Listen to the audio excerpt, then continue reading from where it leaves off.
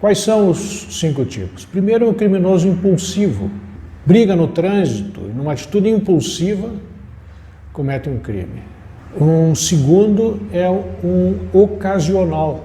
Como se diz, a ocasião faz o ladrão. É um sujeito que não cometeria crime nenhum, mas, digamos, no local em que ele trabalha, começam a haver pessoas que estão desviando dinheiro, convidam ele vacila e quando vê ele entra também. Quer dizer, se ele não estivesse naquele local, lá, não tivesse sujeito à pressão do grupo, ele não cometeria o crime. Terceiro tipo é o criminoso habitual. Ele começa e se acostuma, ele será sempre um assaltante de banco, ele será sempre um corrupto das verbas públicas, virou hábito para ele.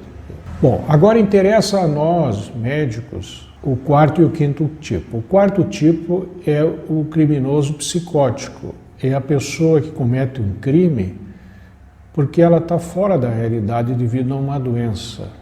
Psicose, resumindo, é quando a pessoa perde a capacidade de separar o mundo real do seu mundo imaginário, né? A realidade das fantasias internas dele. Essa pessoa, ela não sabe o que está fazendo. E o 5º tipo é o chamado fronteiriço, que é uma pessoa que ela tem uma doença por trás, tem uma doença mental, mas ela tem noção do que está fazendo. Por exemplo, uma pessoa que tem um quadro de pedofilia, ele tem noção do que ele está fazendo é errado. Começou a ficar desconfiado de tudo e de todos, achar que estavam invadindo a sua propriedade, andava à noite com arma na mão por lá, depois começou a achar que haviam fantasmas e finalmente se fixou no demônio, o diabo andava por lá.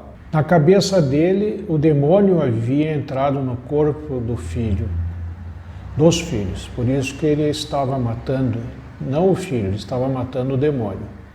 Esse homem ficou muito tempo no estudo psiquiátrico forense, foi tratado, a esquizofrenia dele ficou controlada, ele não era mais perigoso, a periculosidade dele cessou. Então ele volta para casa na condição de ficar mantendo o tratamento regularmente e de um médico ficar avaliando se ele fazia o tratamento direitinho e não havia voltado a periculosidade nele.